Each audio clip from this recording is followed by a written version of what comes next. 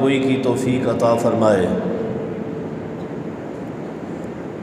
رب کائنات سے التجا ہے، رب کائنات مجھے اور آپ جمیع ساتھیوں کو قرآن و حدیث کی صحیح فہم اور اس پر عمل پیرا ہونے والا بنائے۔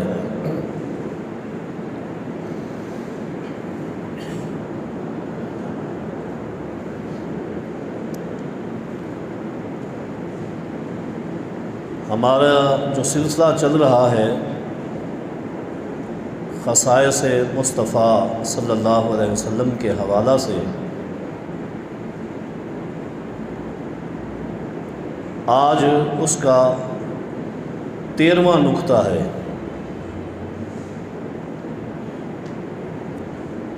رسول اکرم صلی اللہ علیہ وسلم کو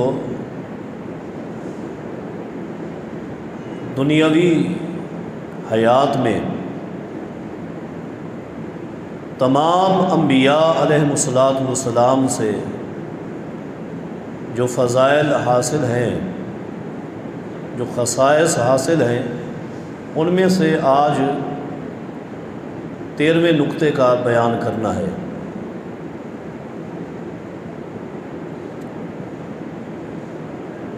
اور وہ نقطہ نبی علیہ السلام کے ایک عظیم ترین معجزہ کے حوالے سے ہے۔ اللہ رب کریم نے اپنے تمام انبیاء اور رسل علیہم السلام کو جب دنیا میں بھیجا تو ان کے اتمام حجت کے لیے، ان کی قوم کو ان انبیاء کی صداقت سمجھانے کے لیے اللہ رب کریم نے موقع کی مناسبت سے ان انبیاء علیہم السلام کو مختلف معجزات عطا فرمائے۔ جو معجزات قوم میں سے صاحب عقل لوگ جب دیکھتے تھے تو وہ انبیاء علیہم السلام کی حقانیت کو سمجھ لیتے تھے۔ اسی طرح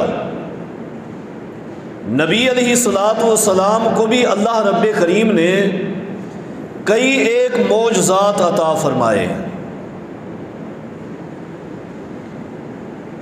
لیکن گزشتہ انبیاء علیہم السلام کو اللہ رب کریم نے جتنے معجزات عطا کیے ہیں وہ سارے معجزات وقتی تھے، وہ وقتی معجزات تھے۔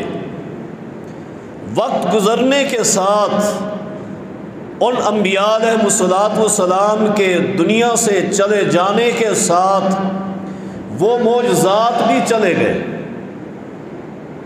وہ معجزات بھی ختم ہو گئے۔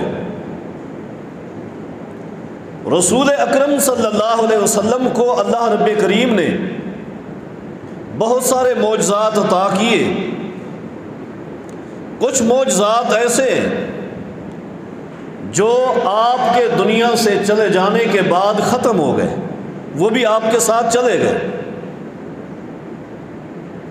لیکن اپنے پیارے رسول خاتم النبیین جناب محمد الرسول اللہ صلی اللہ علیہ وسلم کو اللہ رب کریم نے ایک وہ معجزہ عطا کیا ہے جو تا قیامت قائم اور دائم رہے گا۔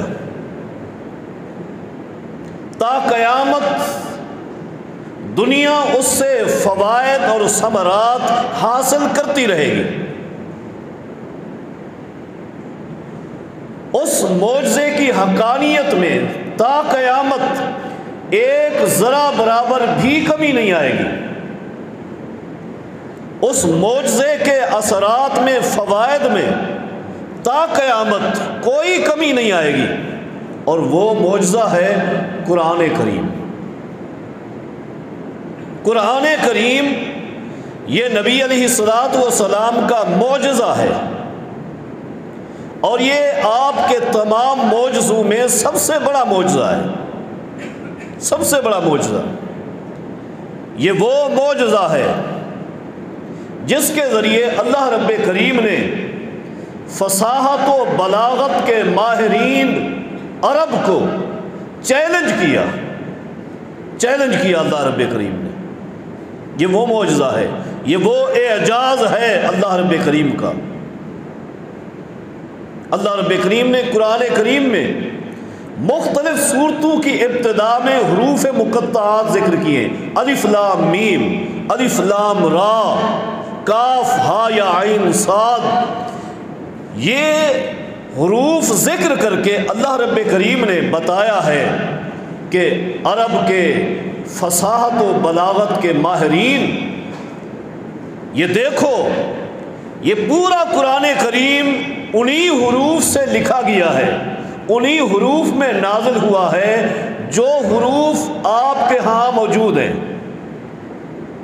جو سارے حروف آپ کے علم میں ہیں، سارے حروف، کوئی ایک حرف بھی اس کلام کو بنانے میں وہ استعمال نہیں کیا گیا جو پہلے آپ کے علم میں نہ ہو، وہی حروف ہے۔ لیکن چیلنج ہے، لیکن ہمارا یہ چیلنج ہے، قل میرے پیغمبر اعلان کرو، لَإِنِ اجْتَمَعَتِ الْإِنسُ وَالْجِنُّ عَلَىٰ أَن يَأْتُوا بِمِثْلِ هَٰذَا الْقُرْآنِ لَا يَأْتُونَ بِمِثْلِهِ وَلَوْ كَانَ بَعْضُهُمْ لِبَعْضٍ ظَهِيرًا۔ جن و انس جمع ہو جائیں، جن و انس جمع ہو جائیں، دو چار ماہرین کو یہ دعوت مقابلہ نہیں، فرمایا جن و انس جمع ہو جائیں، پوری جنات کی نسل، پوری انسانی نسل جمع ہو جائیں، اور اکیلے نہیں، وَلَوْ كَانَ بَعْضُهُمْ لِبَعْضٍ ظَهِيرًا، سارے مل جائیں، ایک دوسرے کی مدد کریں، لا یأتون بمثلہ، اس قرآن جیسا قرآن نہیں بنا سکتے۔ یہ ہمارا دعویٰ ہے، یہ چیلنج ہے اللہ رب کریم کا، اس قرآن جیسا قرآن نہیں بنا سکتے ہو۔ اللہ رب کریم نے ایک مقام پر اس دعوے کو کم بھی کر دیا، دعوے کو کم کر دیا، فرمایا 10 سور مفتریات، 10 صورتیں بنا دو جو تمہاری بنائی ہوئی ہوں، اور وہ صورتیں قرآن کریم کی صورتوں کی طرح اپنے الفاظ میں بیان کرو، 10 صورتیں بن جائیں، نہیں بنا سکے۔ اللہ رب کریم نے مزید کم کر دیا، مزید کم کر دیا، فرمایا بِصُورَةٍ مِثْلِهِ وَدُعُوا شُهَدَاءَكُم مِّن دُونِ اللَّهِ إِن كُنتُمْ صَادِقِينَ۔ اگر تم یہ کہنے میں سچے ہو کہ محمد صلی اللہ علیہ وسلم نے یہ خود بنایا ہے، کسی اور سے بنوایا ہے، تو پھر اپنے دعوے کو سچا کر کے دکھاؤ۔ یہ پورا قرآن کریم ہے، 114 صورتیں، سارا نہ بناؤ، صرف ایک صورت، اور چھوٹی سی ایک صورت بنا کر لے آؤ جو اس قرآن کے مقابل ہو، ہم کہہ دیں گے کہ یہ قرآن کریم نعوذ باللہ محمد صلی اللہ علیہ وسلم نے خود بنایا ہے۔ بناؤ، بنا کے دکھاؤ، نہیں بنا سکتے، کوئی نہیں بنا سکتا۔ ایک صورت کیا ہوتی ہے، ایک آیت بھی کوئی نہیں بنا سکتا۔ ایک جملہ قرآن کریم میں اللہ نے جسے استعمال کیا، پوری کائنات مل کر اس جملے کا مقابلہ بھی نہیں کر سکتی، نہیں بنا سکتے۔ یہ پیغمبر کا وہ معجزہ ہے۔ کیوں نہیں بنا سکتے؟ اس لیے نہیں بنا سکتے حالانکہ اللہ نے ان کو بلاغت کا ملکہ دیا، فصاحت کا ملکہ دیا، علم کلام دیا، علم فلسفہ دیا، سب کچھ دیا، کوشش بھی کی، نہیں بنا سکے۔ کیوں؟ اللہ رب کریم نے کیا فرمایا؟ فرمایا انہو لکتاب عزیز، یہ بڑی باوقت، باہمت اور طاقت والی کتاب ہے، لا یأتیہ الباطل من بین یدیہ ولا من خلفہ، باطل اس کتاب میں نہیں گھس سکتا، آگے سے آئے تب بھی نہیں آ سکتا، پیچھے سے حملہ کرے تب بھی نہیں آ سکتا، دائیں سے آئے بائیں سے آئے، باطل کا ایک نقطہ بھی اس کتاب میں داخل نہیں ہو سکتا۔ نہیں ہو سکتا۔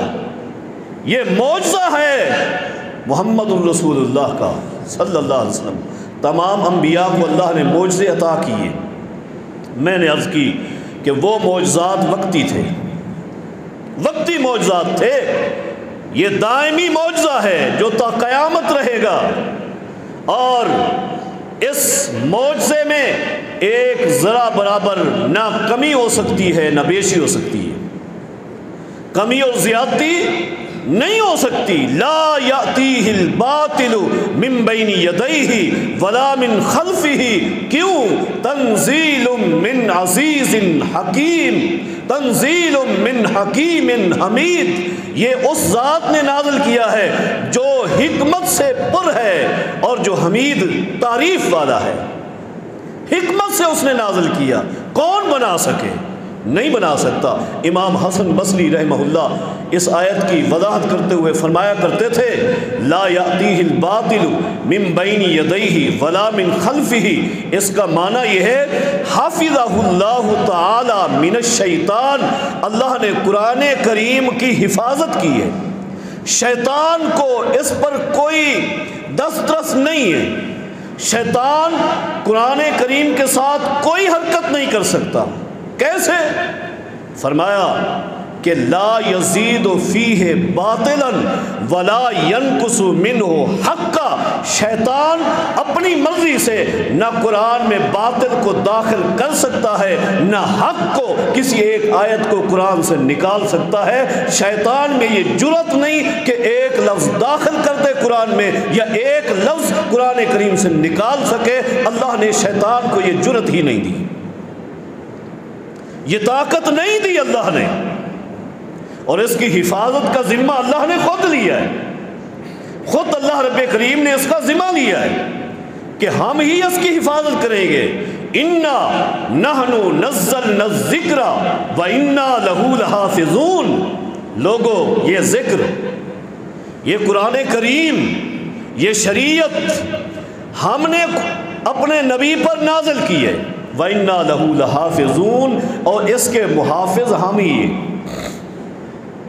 اس کی حفاظت کوئی اور نہیں کرے گا، اس کی حفاظت محمد الرسول اللہ صلی اللہ علیہ وسلم نہیں کریں گے، اس کی حفاظت صحابہ نہیں کریں گے، تابعین، ائمہ دین، حفاظ کرام اس کی حفاظت نہیں کریں گے۔ اللہ فرماتے ہیں اس کی حفاظت میں خود ہی کروں گا۔ اس کا محافظ اللہ رب کریم ہے، خود اللہ رب کریم اس کی حفاظت کرتے ہیں۔ اس لیے قرآن کریم میرے پیغمبر کا وہ معجزہ ہے جس میں ایک نقطہ نہ داخل ہو سکتا ہے اور نہ ہی ایک نقطہ اس سے خارج ہو سکتا ہے۔ کر کے دکھاؤ، کر کے دکھاؤ، تا قیامت چیلنج ہے اللہ کا، کوئی نہیں کر سکتا۔ یہ نہیں کہ لوگوں نے کوشش نہیں کی، اللہ نے چیلنج کر دیا، لوگوں نے کوشش نہیں کی، نہیں، لوگوں نے کوشش کی، اس وقت بھی کی، بعد میں بھی کی، اور تا قیامت لوگ کوشش کرتے رہیں گے کہ قرآن کریم میں خلط ملط کریں، تحریف کریں، تبدیلی کریں، لیکن میرے رب کا یہ چیلنج ہے، قیامت آ سکتی ہے، قرآن میں کوئی تبدیلی نہیں کر سکتا۔ اللہ کے اس چیلنج کے بعد ایسا نہیں کہ لوگوں نے چھوڑ دیا ہو، نہیں، پوری کوشش کی، پوری کوشش کی۔ یحییٰ بن اقسم رحمہ اللہ فرماتے ہیں، خلیفہ مامون آپ جانتے ہیں، بڑے معروف خلیفہ تھے، مسلمانوں کے خلیفہ تھے، خلیفہ مامون۔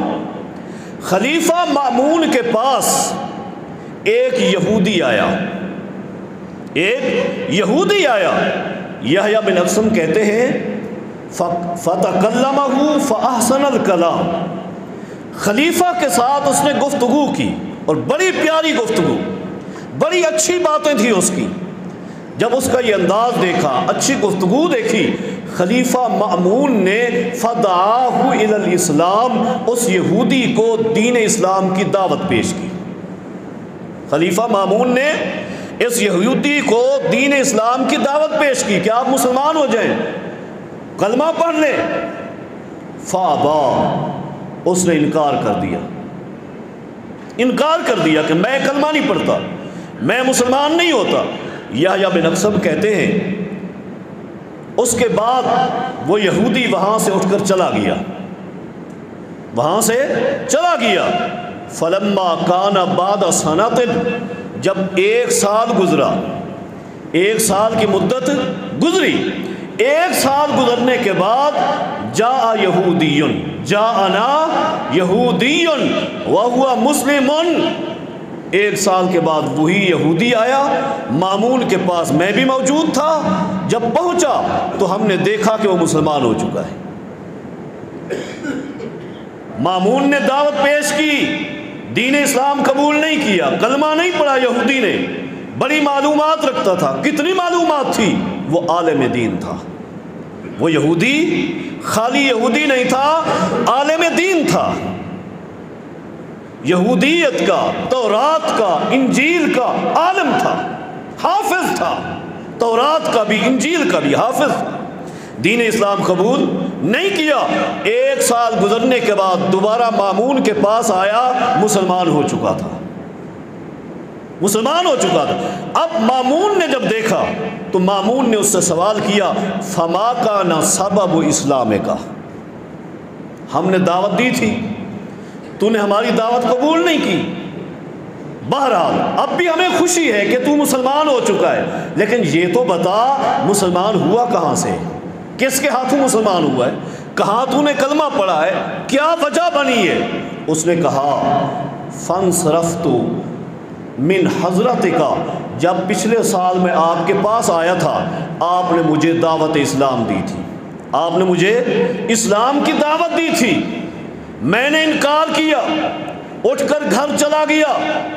جب گھر پہنچا تو میرے ضمیر نے مجھے مطلع کیا، مجھے جھنجھوڑا کہ مامون نے یہ دعوت پیش کی ہے، اس کی دعوت کو چیک کرو، اس کی دعوت کو چیک کرو۔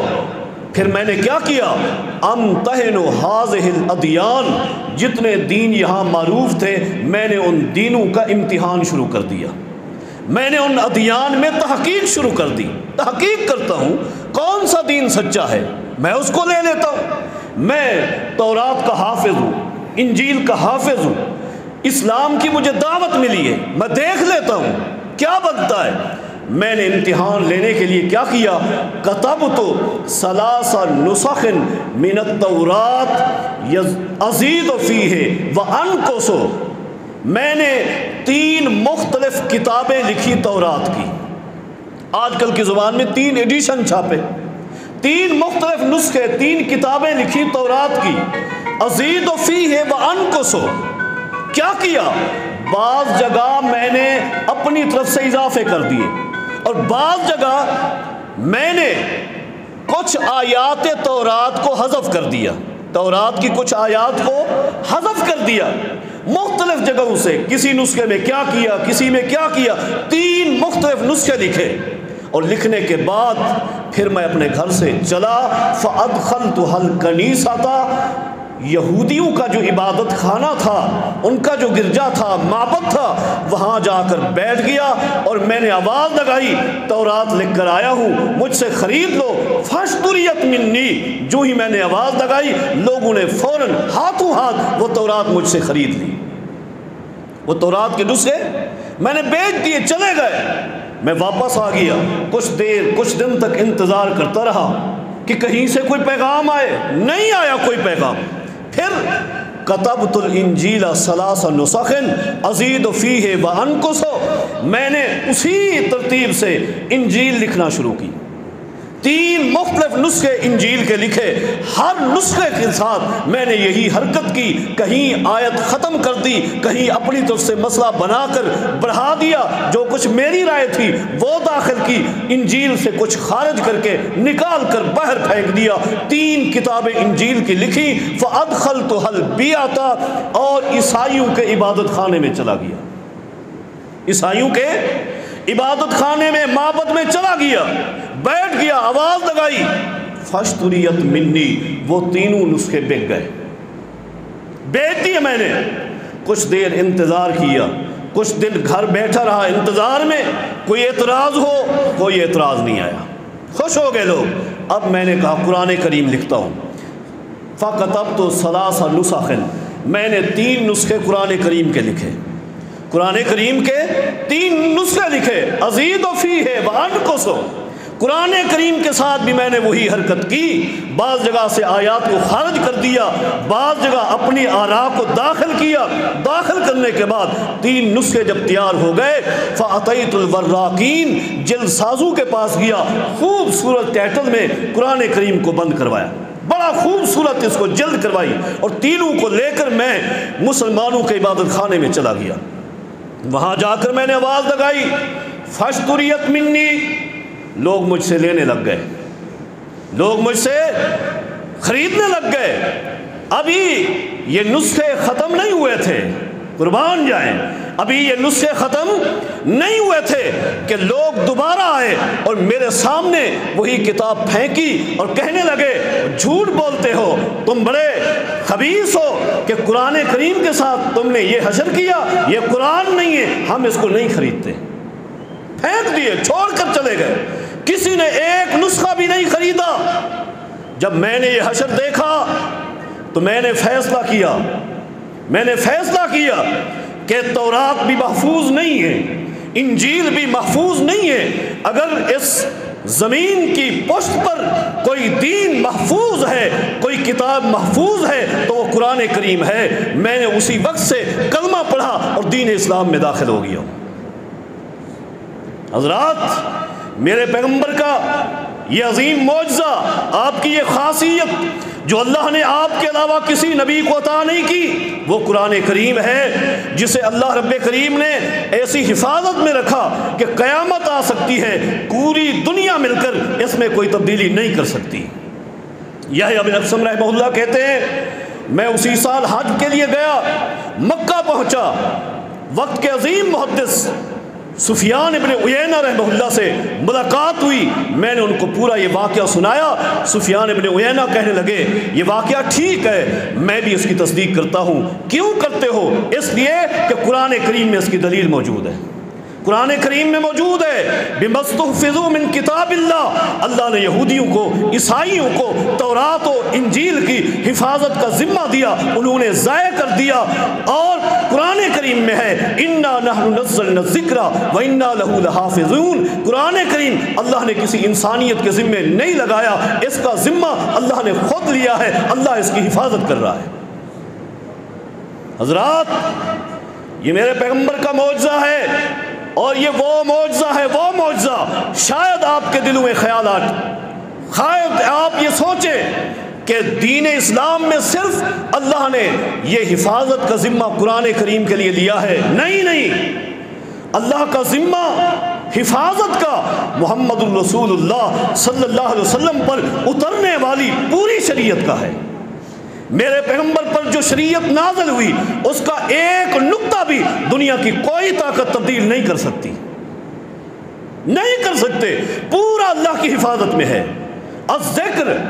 अज़्ज़िक्र इन्ना नहनु नज़्ज़लना ज़िक्रा, ज़िक्र से मुराद कुरान करीम भी है, पैगंबर की हदीस भी है। दूसरे मकाम पे अल्लाह रब्बे करीम फरमाते हैं, वअंज़लना इलैका ज़िक्रा लितुबय्यिना लिन्नास मा नुज़्ज़िला इलैहिम। ऐ मेरे महबूब, हमने आपकी तरफ ये ज़िक्र नाज़िल किया। क्यों नाज़िल किया? लितुबय्यिना लिन्नास, ताकि लोगों के सामने आप इसे वाज़े करें, बयान करें। हज़रात, अगर बयान की हिफाजत ना हो तो ये ज़िक्र भी महफूज नहीं रहेगा। कुरान की हिफाजत उस वक्त होती है जब हदीस की हिफाजत हो। मेरे पैगंबर की हदीस भी महफूज है, गलती से मुबर्रा है, पाक है। सारी दुनिया कोशिश कर ले, दुनिया का कोई शख्स मेरे पैगंबर की हदीस में एक जुमला भी अपनी तरफ से दाखिल नहीं कर सकता, नहीं कर सकता। अल्लाह रब्बे करीम कुरान करीम के दूसरे मकाम पर फरमाते हैं, फ़इज़ा क़रअनाहु फ़त्तबि क़ुरआना सुम्मा इन्ना अलैना बयाना। ऐ मेरे पैगंबर, जब जिब्रील आपको कुरान पढ़ा ले, उसके बाद कुरान पढ़ लिया करो। जब कुरान आप पढ़ लेंगे, सुम्मा इन्ना अलैना बयाना, इस कुरान की तफसीर भी हम आपको सिखा देंगे, और वो तफसीर हदीस नबवी है। और मैं अपने दावे की दलील दूंगा, جس طرح دنیا نے ایک مثال آپ نے سنی، دنیا نے کوشش کی ہے کہ قرآن کریم میں رد و بدل کرے، اسی طرح دنیا کے اندر کئی ایسے کذاب آئے، کئی ایسے لامتی قسم کے لوگ آئے جنہوں نے حدیث نبوی کے ساتھ بھی یہ کھیل کھیلا کہ حدیث میں اپنی مرضی کو داخل کرے، لیکن رب نے وہ حفاظت کی کہ پیغمبر کی حدیث تا قیامت محفوظ ہے، حدیث میں ایک حرف بھی کوئی شخص اپنی مرضی سے داخل نہیں کر سکتا۔ آئے لوگ وضاح، آپ اکثر علماء سے سنتے ہیں کہ یہ روایت، یہ حدیث موضوع ہے۔ موضوع کیوں کہتے ہیں؟ اس لیے کہ ایسے لوگ دنیا میں آئے جنہوں نے عربی عبارت بنا کر اس کو سند پیچھے سے لگا کر یہ کہا کہ یہ حدیث ہے، لیکن رب نے اپنی اس زمین کے اوپر وہ علماء بھی پیدا کیے جن علماء نے ان روایات کو دیکھ کر فوراً کہہ دیا کہ یہ موضوع روایت ہے، اس میں ایک نقطہ بھی میرے پیغمبر کی زبان سے نہیں نکلا ہوا۔ اور وہ لوگ کیوں کرتے تھے؟ ایسا کیوں کرتے تھے؟ اس کی وجہ ہے، نمبر ایک، پہلی وجہ یہ تھی روایات گھڑنے کی، حدیثیں بنانے کی پہلی وجہ یہ تھی کہ اپنے مسلک کی نصرت کی جائے۔ مختلف مسالک اختیار کیے لوگوں نے، اور پھر اپنے مسالک کو مضبوط کرنے کے لیے، ان کی مدد کرنے کے لیے بڑی لمبی لمبی عبارتیں گھڑ کے ان کو سند لگا کے لوگوں کو بتایا کہ یہ حدیثیں ہیں۔ میں وقت نہیں ہے، چند ایک مثالیں آپ کے سامنے رکھوں گا۔ 3ری صدی کے ایک امام ہیں، وہ کہتے ہیں کہ روافض نے 3ری صدی میں وہ کہہ رہے ہیں، روافض نے وہ کہتے ہیں ایک محتاط اندازے کے مطابق اب تک 4 لاکھ موضوع روایات گھڑ کر دین اسلام میں داخل کی ہیں، جو فضائل میں ہیں اہل بیت کے اور دوسرے تمام صحابہ کے نقائص میں ہیں، اور 4 لاکھ وہ موضوع روایات محدثین نے نکالی۔ محدثین کو اللہ نے وہ علم عطا کیا۔ ایک روایت آپ کے سامنے رکھتا ہوں، ایک روایت پیش کی جاتی ہے، علی خیر البشر من شک فیہ کفر۔ سیدنا علی، اس کا معنی ہے سیدنا علی رضی اللہ تعالیٰ عنہ اللہ کی پوری مخلوق میں سب سے افضل ہے، انبیاء سے بھی۔ یہ حدیث گڑی ہے، سیدنا علی رضی اللہ تعالیٰ عنہ اللہ کی پوری مخلوق میں سب سے افضل ہیں، اور آگے کیا کہا؟ من شک فیہ کفر، اور جس نے ایک بات میں شک کیا وہ کافر ہے۔ یہ اپنے مسلک کی نصرت کے لیے گھڑی گئی ہے، یہ موضوع روایت ہے۔ اسی طرح ہمارے حضرات نے بھی کمی نہیں کی، افسوس کے ساتھ کہنا پڑتا ہے، انہوں نے بھی گڑھی۔ کیا گڑھا؟ ان فی امتی رجل یقال لہ ابو حنیفۃ وہو سراج امتی، میری امت میں ایک شخص ایسا آئے گا جس کا نام ابو حنیفہ ہوگا رحمہ اللہ، وہ میری امت کا سراج ہوگا، میری امت کا چراغ ہوگا۔ یہ موضوع ہے، کیوں؟ نصرت مسلک کے لیے گھڑی گئی ہے۔ اسی طرح ایک اور، یہ تو سیدنا امام ابو حنیفہ رحمہ اللہ، اللہ کی کروڑوں رحمتیں ہوں، ان کی مدح کے لیے گھڑی گئی، اور دوسری روایت گھڑی گئی ایک اور امام کی مذمت میں۔ کتنا بھیانک جرم ہے، کتنا بھیانک! کیا کہا؟ ان فی امتی رجل یقال لہ محمد بن ادریس اضر علی امتی من ابلیس، لوگو میری امت میں ایک شخص آئے گا جس کا نام محمد بن ادریس ہوگا، یہ امام شافعی ہیں رحمہ اللہ، اور آگے کیا کہتے ہیں؟ اضر علی امتی من ابلیس، میری امت کے لیے اس کا فتنہ ابلیس کے فتنے سے بھی بڑا ہوگا۔ یہ بھی موضوع ہے، یہ بھی گھڑی ہوئی، یہ بھی جھوٹ، محدثین نے نکالا ہے اس کو۔ آپ کتابیں پڑھیں، موضوعات کبیر، موضوعات ابن جوزی، بڑی بڑی کتابیں ہیں جن میں ہزاروں بلکہ لاکھوں روایات ایسی محدثین نے نکال کے رکھ دی ہیں جن کو لوگوں نے حدیث بنا کر پیش کیا کہ یہ حدیث ہے، لیکن محدثین کو اللہ نے وہ علم دیا، انہوں نے احادیث کو بھی اسی طرح پاک کیا جس طرح رب نے قرآن کو پاک رکھا ہے۔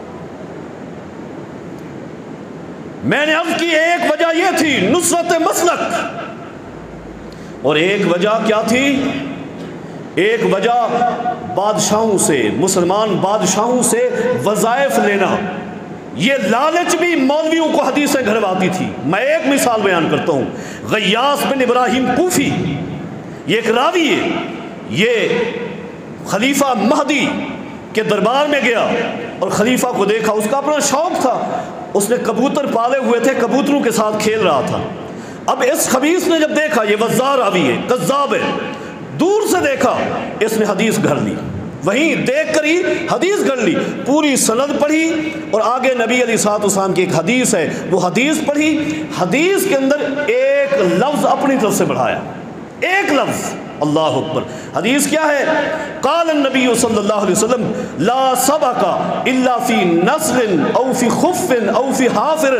اللہ کے پیغمبر نے فرمایا ہے کہ جنگی تیاریوں کے لیے تیر اندازی کا مقابلہ کرنا جائز ہے، اونٹوں کو دوڑانے کا مقابلہ کرنا جنگ کی تیاری کے لیے، جہاد کے لیے، یہ بھی جائز ہے، گھوڑوں کو جنگ کے لیے تیار کرنے کے لیے دوڑانے کا مقابلہ کرنا یہ بھی جائز ہے۔ یہ صحیح حدیث ہے۔ اس نے یہی حدیث پڑھی، کیا کہا؟ لیکن ایک جملہ بڑھایا، کہنے لگا لا سبق الا فی نسل او فی خف او فی حافر او فی جناح، اور چوتھا مقابلہ یہ بھی جائز ہے پرندوں میں جو مقابلہ کرے، پرندوں کو اڑانے میں۔ یہ لفظ اپنی طرف سے گھڑے، اپنی طرف سے گھڑے۔ منشا کیا تھی؟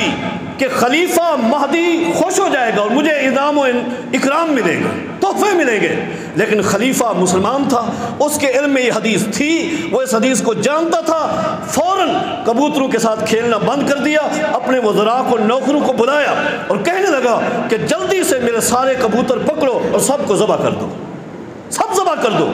پوچھا کیوں؟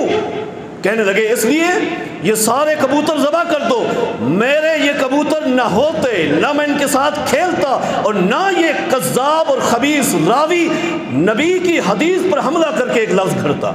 ختم کر دو۔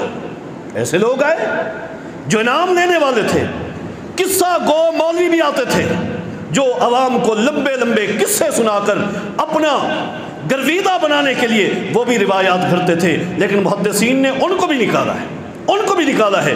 امام احمد بن حنبل رحمہ اللہ، امام یحییٰ بن سعید الانصاری رحمہ اللہ، دونوں حدیث کے بھی بڑے امام ہیں، جرح تعدیل کے بھی بڑے امام ہیں۔